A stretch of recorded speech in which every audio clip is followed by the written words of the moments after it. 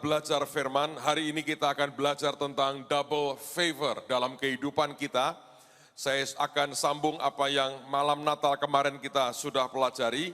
Tapi buat saudara yang ingin mendapatkan utuh, Anda sudah bisa dapatkan buku Favor of God and Man di toko buku Rema. Ada beberapa buku terbaru saya, Anda bisa bawa pulang, Anda bisa jadikan sebagai tempat atau teman untuk Anda belajar kebenaran Tuhan lebih lagi.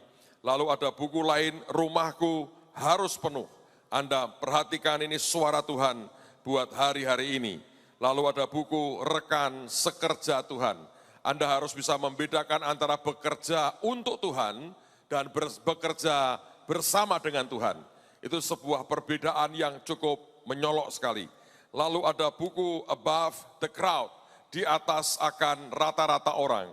Saudara, Tuhan panggil kita itu hidup di atas rata-rata. Dan Tuhan mau kita punya kehidupan yang above the crowd, di atas akan rata-rata orang. Anda perlu ngerti tentang waktu dan masa. Ini juga buku terbaru saya, Anda bisa dapatkan di toko buku Rema. Lalu saya pernah mengajar Dewan Musyawarah Tuhan. Tuhan bukan Tuhan yang otoriter seperti yang banyak orang pikirkan. Dia punya namanya Dewan Musyawarah Tuhan. Lalu ada satu buku menarik sekali tentang sabotase jiwa. Bahwa jiwa kita itu bisa mensabot akan kehidupan kita. Saudara, kalau Anda baca ini akan menarik sekali, sambil Anda perlu mengerti akan jiwamu sendiri. Karena ada banyak orang bisa mengajar tentang jiwa manusia, tapi sebetulnya dia juga tidak pernah mengerti akan jiwanya sendiri. Nah, salah satu saudara, ini masalah kalau jiwa kita mengalami error, saudara bisa mensabot rencana Tuhan dalam kehidupanmu. Saya masih ingat waktu kita buka sekolah Alkitab pertama kali. Dulu namanya TSOA, sekarang namanya Impact. Angkatan pertama, saya masih ingat Ibu Ruth cerita dengan saya pada waktu kami makan siang sama-sama. Bahwa suatu malam terjadi satu peristiwa. Kalau Anda pernah ikut TSOA yang di Ungaran, itu ada asrama untuk laki, pada waktu awal baru jadi satu asrama, dan kita bagi dua. Dari depan, kalau sebelah kiri itu asrama untuk putri, yang sebelah kanan asrama untuk putra. Nah, itu ada kamar-kamar saling berhadapan, di tengahnya ada lorong. Kita buat yang namanya aturan, bahwa kalau ada yang mau masuk ke kamarnya, ya toh, putri ke kamar putri, putra ke putra, maka di lorong itu, di depan lorong itu, sandal ataupun sepatu harus ditaruh di luar. Jadi lorong itu kalau Anda masuk tidak boleh pakai sandal, tidak boleh pakai sepatu, supaya tetap bersih. Itu aturannya. Suatu malam, tengah malam saudara, di mana sebetulnya sudah di luar jamnya, murid itu berkeliaran, tidak boleh. Kalau enggak salah waktu itu diatur jam 9 atau jam 10, maksimal dia harus masuk kamar, tidak boleh keluyuran. Nah, saudara sekalian, Ibu Ruth itu lagi berdoa di kamarnya, kira-kira jam 12 tengah malam mungkin, dia mendengar suara orang jalan, lotak, lotak, lotak, lotak, lotak, lotak. Pikiran pertama, setan. Gitu. Karena siswa tidak boleh pakai sepatu. Maka dia berpikir iblis sedang berjalan di lorong. Dan Ibu Ruth dengan gagah perkasa dia buka pintunya, dia mau tengking. Ternyata adalah murid siswi TSOA. Dan yang membuat beliau kaget adalah orang ini sebetulnya adalah salah seorang yang sangat penting. Orang penting di gerejanya. Dia bukan orang sembarangan. Dia orang pegang jabatan penting di gerejanya. Dan gerejanya adalah gereja yang cukup besar dan terkenal. Dan dia orang penting di situ. Dia jadi siswa di situ. Dan dia satu-satunya yang melanggar aturan. Saudara sekalian, lalu kita berbincang. Dan kita ini cenderung berkata begini. Semakin orang itu merasa, ya, semakin orang itu merasa hebat, merasa lebih dari yang lain, merasa lebih unggul dari yang lain, merasa lebih bisa dari yang lain, kecenderungannya adalah dialah orang yang paling suka melanggar aturan. Saya tidak tahu, tapi kecenderungan seperti itu memang ada. Dan saya mau cerita dengan saudara, itu menjadi sebuah sabotase buat rencana Tuhan dalam hidup Anda dan saya. Karena engkau pikir itu bisa dan itu biasa. Ternyata tidak. Nah, buku ini membahas sangat banyak. Percayalah, saya yakin hidup Anda akan diberkati. Lalu ada yang saya pernah sampaikan, minta, cari, dan ketuklah. Anda bisa dapatkan. Lalu ada buku dari Pak Yusak, Kasih, yang mula-mula tentu disadur daripada khotbah beliau dalam beberapa waktu terakhir ini. Oke, Anda bisa dapatkan semua di toko buku Rema sebelum sore dan lebih banyak yang datang sehingga Anda harus berjubel dengan yang lain. Mungkin gunakan waktu pagi ini untuk kita ambil apa yang jadi berkat buat kehidupan kita. Mari kita buka firman Tuhan hari ini. Saya mau ajak Anda melihat di dalam kitab Tawarikh.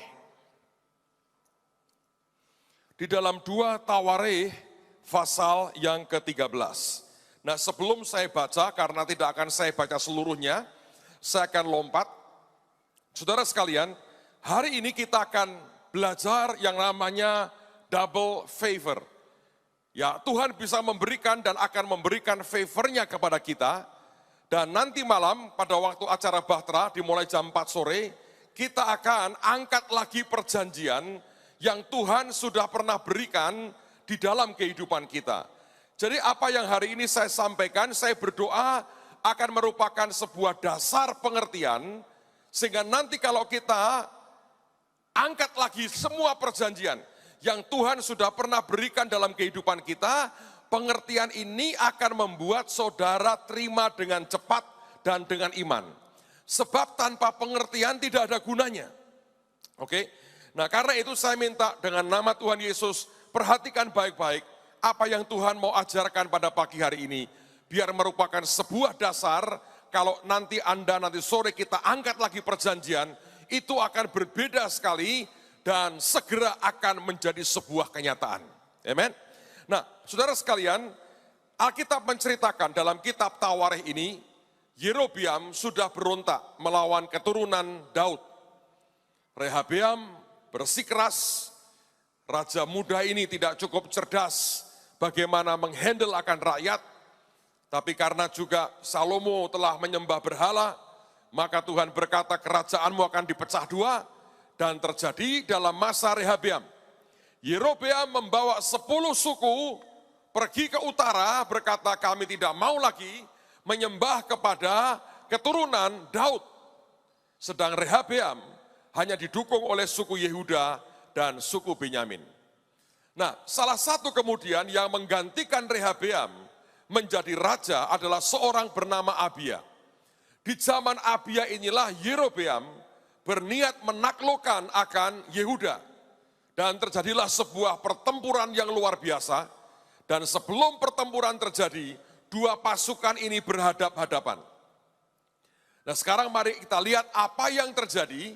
Tidak akan saya bacakan seluruhnya, tapi saya berharap dengan beberapa potongan kisah ini, kita bisa rangkum sebuah cerita yang merupakan dasar bahasan kita pada pagi hari ini. Mari kita lihat di dalam 2 Tawarikh, pasal yang ke-13, mulai ayat yang ke-5. Inilah yang sebetulnya dikatakan Abia kepada Yerobeam. Sebelum mereka berperang, Abia mengingatkan Yerobeam, kenapa engkau berani berperang melawan kami? Lalu dia berkata begini, ayat 5, tidakkah kamu tahu bahwa Tuhan Allah Israel telah memberikan kuasa kerajaan atas Israel kepada Daud dan anak-anaknya untuk selama-lamanya dengan suatu perjanjian garam? Saudara, Anda bisa membayangkan 2 suku berperang melawan 10 suku. Itu kira-kira 1 banding 5 kekuatannya. Musuh datang diperkirakan dengan 5 kali kekuatan yang luar biasa. Hari itu Abia mencegah Yerobeam untuk tidak memerangi dia hanya dengan berkata, kamu harus tahu, antara Daud nenek moyangku dengan Tuhan ada yang namanya perjanjian garam, salt covenant. Lalu kemudian kita lompat ke ayat yang ke-14, karena Yerobeam tidak peduli dan dia tetap menyerang akan Abia. 14. Ketika Yehuda menoleh ke belakang, lihatlah mereka harus menghadapi pertempuran dari depan dan dari belakang. Lalu perhatikan saudara, ini yang mereka kerjakan. Ngapain? Mereka berteriak kepada Tuhan. Kalau Anda punya sebuah perjanjian dengan Tuhan, sebetulnya hal yang Anda hanya perlu butuhkan adalah engkau teriak ke Tuhan. Saya enggak berkata kemudian kita tidak berbuat apa-apa, tapi hal yang pertama yang kita perlu kerjakan adalah berteriak kepada Tuhan. Sedang para imam meniup nafiri, dan orang-orang Yehuda memekikkan pekik perang. Saudara sekalian, cuman itu yang mereka buat. Mereka berteriak ke Tuhan, para imam meniup akan nafirinya, dan mereka memekikkan pekik perang.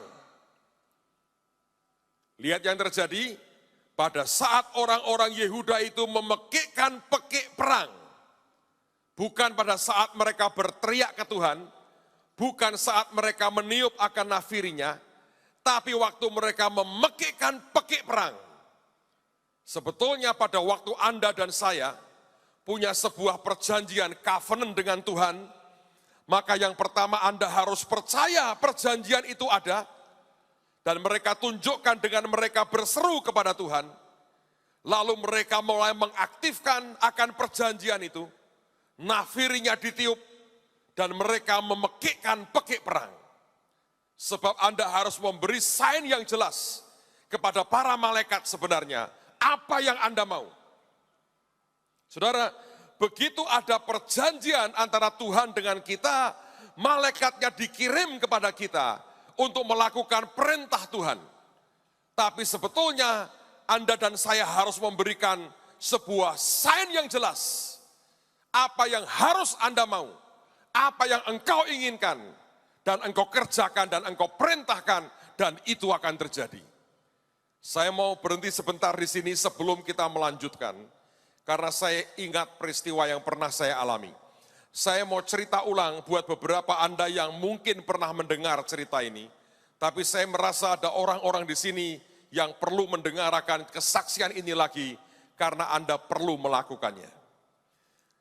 Zaman itu saya masih kuliah, saudara. Saya menikmati kuliah saya, sekolah saya nggak nikmati. Dari TK sampai SMA saya kurang menikmati. Kenapa kurang nikmati, Pak? Nilai saya nggak pernah bagus. Kalau dapat 7 aja sudah haleluya. Wah, kalau 8 itu keajaiban. 8 itu biasanya agama, saudara. Akhirnya jadi pendeta. Tapi kalau yang lain itu 6, 7, 6 setengah, 6 itu sering, 6 itu sering. Jadi saya nggak terlalu nikmati itu. Tapi ketika kuliah saya nikmati, karena pelajarannya saya suka dan ranking saya selalu paling tinggi. Sekelas itu saya paling tinggi, saudara. Nah, satu hari kami ada satu pelajaran, dan dosen kami ini dosen yang dari Gajah Mada sebetulnya. Karena waktu itu jurusan kami di Undip ini masih muda sekali. Jadi gurunya belum komplit. Masih ada banyak kiriman dari Gajah Mada. Gurunya sih menurut saya ganteng juga enggak, tapi mungkin merasa ganteng, saudara. Nah, itu beda. Kalau Anda cantik atau merasa cantik itu beda. Biasanya yang merasa itu lebih banyak gayanya, saudara. Dia mungkin merasa ganteng. Dan selama memberikan kuliah ini, saya kalau lihat tuh nyebelin sih. Mata keranjangnya luar biasa. Dan terkenalnya begini, dengan mahasiswa yang laki, dia laki ya, sepinter apapun nilainya maksimal C. Kalau mahasiswi yang dia suka, yang dia anggap cantik, akan diberi B. Walaupun nggak bisa jawab, tetap B. Dan dia bilang, A itu hanya buat saya, katanya. Kalau Tuhan A+++. Jadi dia bilang, enggak ada, kan saya beri nilai A. A itu untuk saya, dosen. Tapi semua mengerti yang B itu pilihan tertentu itu. Nah, kalau sudah ada kelihatan ada modalnya, kita berkata gini, wes mbak tenang gue, wes duwe modal, pasti B, saudara. Bukan karena pinter ngeramal, kelakuannya emang begitu. Nah, mahasiswa mesti belajar keras supaya C. Kalau Anda miss sedikit, D. Nah, saya ini termasuk koordinator di angkatan saya. Dari tahun pertama sampai lulus gak pernah diganti, saudara. Karena tidak ada kegiatan. Saya bilang gini, jangan ngabisin duit bapakmu. Ayo, sekolah sing bener, kuliah, ndang lulus. Saya tidak mau macam-macam kegiatan ngerepoti. Karena apa? Saya sudah mulai khotbah di kampung-kampung. Jadi kalau ada kegiatan repot, ganggu jadwal khotbah saya sebetulnya. Jadi akhirnya, saya dengan dosen ini, saya rada berjarak. Dengan yang lain saya sangat dekat. Karena saya ini termasuk yang dicalonkan mereka untuk disekolahkan ke Belanda. Ambil S2. Rupanya nggak usah S2, S2-an lah. S3 langsung juga bisa sekarang. Kalau apalagi Belanda gitu ya, kok rasanya rotok penjajahan gitu. Nggak usah. Londo-londonan nggak usah. Yang penting kata Pak Petrus Hadi, pecel surip itu yang penting, saudara. Sangat Indonesia. Saya mana tadi? Nah, enggak. Dengan yang lain saya dekat, saudara. Dengan lain saya dekat, dengan dosen lain saya dekat sekali. Dengan dia saya berjarak. Rupanya dia sakit hati. Pada waktu ujian, saya belajar. Saya yakin saya bisa. Yakin saya, A nilai saya. Pada waktu pengumuman ujian, saya diberi nilai D, saudara. Dosen pembimbing saya marah. Dia tidak terima. Dia bilang gini, Mas, ayo saya temani. Minta hasil ulanganmu seperti apa. Kenapa dia beri nilai D? Gak mungkin ini. Ini main-main ini. Jangan mau, Mas. Ayo saya temani. Wah, kalau mengikuti hati panas, saudara. Saya mau kerjain. Tapi waktu itu sudah bertobat, sudah mulai khotbah. Penguasaan diri sudah lebih baik, saudara. Saya bilang begini dengan dosen saya pikirin dulu ya Pak. Saya pulang ke rumah, ngelihat angka D saya. Berarti saya tahun depan mesti ngulang pelajaran ini. Saya bilang, Tuhan, boleh tidak? Kalau aku datengin dia, saya mau lihat hasilku. Saya pengen bandingin, saya minta dibandingkan dengan yang nilainya B. Karena yang dapat B itu gobloknya luar biasa. Tidak pernah belajar pacaran tok, kok bisa untuk B? Pokoknya saya bilang kalau saya compare gini, dia mati kutu. Kan ada dosen yang mau dampingi saya. Ketika saya berdoa, Tuhan berkata gini, perang pakai cara lain, nak. Tidak pakai cara itu. Wah, lemes saya. Saya ngerti Tuhan berkata, jangan pakai cara itu. Saya bilang begini, enggak Pak, biar tahun depan saya ulang lagi aja. Ya sudah, terserah. Tahun depan saya ulang lagi. Duduk di kelas itu bosannya luar biasa. Semua yang dia jelaskan saya sudah ngerti. Persis bahannya dengan tahun lalu. Tidak ada variasi. Akhirnya tibalah waktu ujian. Dan dia dengan senyum berkata begini, saya baik hati kali ini. Sebentar saya akan tulis, saya akan bagikan lembaran pertanyaannya, silahkan buka buku. Silahkan diskusi dengan yang lain. Jangan tinggalkan ruangan ini aja. Saya mau keluar ngopi dulu. Males lihat kalian ini. Ngomongnya begitu, saudara. Dosen. Semau-maunya lah. Dia berkata, pokoknya jangan tinggalkan ruang, mau diskusi boleh. Lah zaman itu kan nggak ada HP, saudara. Nggak bisa tanya, bukain di sini di rumah, nggak ada. Anda tahu soalnya? Yang saya ingat ini, sebutkan 5 buku wajib dalam bahasa Belanda yang Anda harus baca. Yang kedua, masing-masing buku itu siapa penerbitnya? Ini kan ciak laton, saudara. Ditanya itu penerbitnya. Terus dia ngutip satu buku. Di buku ini, halaman 3, bab 3, apa isinya dan jelaskan. Ya saya ngerti sopo. Anda kan pergi ke kuliah kan nggak pernah bawa buku. Di zaman itu buku sejarah langka. Kita hanya baca di perpustakaan. Yang ngerti siapa pertanyaan begitu? Dibagi, terus nyengir, pergi. Itu kelas saya isinya suara kebun binatang semua, saudara. Dari semut sampai, bahasa Jawanya kinjeng, Anda tahu kinjeng. Itu seluruh sekolah maki-maki dia, habis seluruh kelas. Gaduh. Dan ternyata dia nongkrong di luar. Nungguin jangan sampai ada yang keluar. Saya ngomong begini, Tuhan, tahun lalu ya, aku bisa jawab dia kasih saya D. Tahun ini semua dikasih E juga sesukanya dia. Saya nggak bisa membantah lagi. Kalau dia kasih E, saya nggak bisa membantah lagi. Tuhan yang bilang begini, jawabmu. Saya karang ngawur, saudara, saya karang sendiri. Saya jawab, saya ngarang. Zaman sekolah bahasa Belanda saya A, saudara. Sekarang saya ngapal cuman eten en slapen, saudara. Terus saya ngarang sendiri tuh. Saya tulis pokoknya, ben ngarang. Pasti salah kok. Dan buku itu nggak ada tulisan saya itu. Untuk karangan saya sendiri, saudara. Saya reka-reka begitu. Terus akhirnya waktunya habis, kumpulin. Terus kami libur, ada libur kira-kira sebulan lebih sedikit tuh. Di tengah-tengah masa libur itu, ada 2 teman saya datang ke rumah. Dia berkata begini, ada kabar gembira. Kabar gembira apa? Dosen itu, ya saya berkata, marriage by accident, MBA. Kenapa? Menghamili istri perwira. Rupanya takut digebuki, terpaksa kawin. Nah gitu kok kabar gembira. Kabar gembira toh. Mari kita nyumbang dia.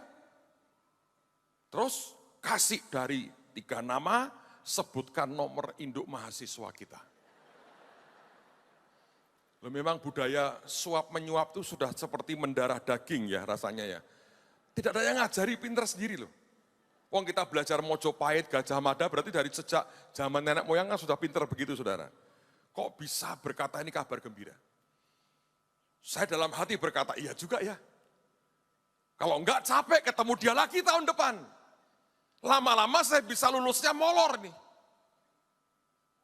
Dia ngomong begini, kamu kalau sudah kena sekali dengan dia, minimal 2-3 tahun ditahan sama dia.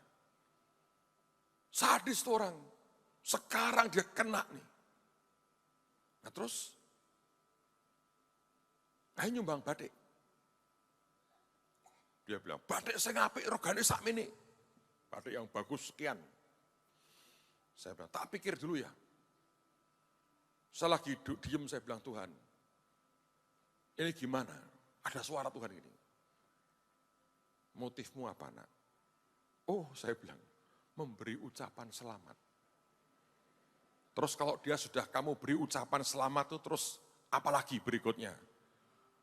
Saya bilang, yo minimal aku dikasih C lah Tuhan.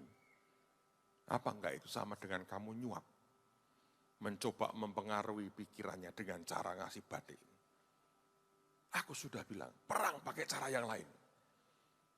Saya nggak berani itu, saya tolak saudara. Teman saya 2 ngamuk-ngamuk, ini goblok tenan. Saya bilang, saya goblok ya Pak aku. Aku ki ranking pertama loh, aku ki ranking buncit. Yo soal aku pinter, tapi soal aku goblok tenan, ini kesempatan. Saya jawab dalam bahasa Jawa paling enak, karepmu. Udah selesai saudara, itu paling enak, meribut terus karepmu. Dia pulang. Dia melakukan, entah dengan siapa. benar-benar datang ke pestanya, bawa batik, minta duit bapaknya, beli batik baru buat dosennya. Mereka pulang, saya masuk kamar, saya sembahyang. Tuhan, aku sekarang suruh ngapain? Dan waktu itu Tuhan berkata, ingatkan saya ayat di Ibrani yang berkata, ada malaikat-malaikat yang harus melayani kita sebagai orang percaya, yang harus diselamatkan. Lalu saya pakai pelayanan malaikat. Saya ngomong begini, Tuhan dalam nama Yesus, aku kirim minta 2 malaikatmu. Aku mau kirim di orang ini. Dan masing-masing malaikat bisikkan di telinga kanan dan kirinya. Jangan berhenti sampai dia nuruti yang dibisikkan. Dan bisikkan begini, Petrus Agung harus diberi nilai A. Dia mau tidur, dia mau makan, dia mau ke WC, dia mau mandi. Terus buat sampai girap-girapan pokoknya. Bahasa Jawa, Indonesianya apa? Girap-girapan itu, saya nggak tahu. Dan saya berkata, jangan berhenti sampai dia tulis nilai saya A. Dalam nama Yesus, amin. Saya habis doa, saya tenang. 2 minggu kemudian, waktu pengumuman ujian. Datanglah saya ke kampus. 2 teman saya ini ketawa cengar-cengir. Kue goblok, ora gelem melu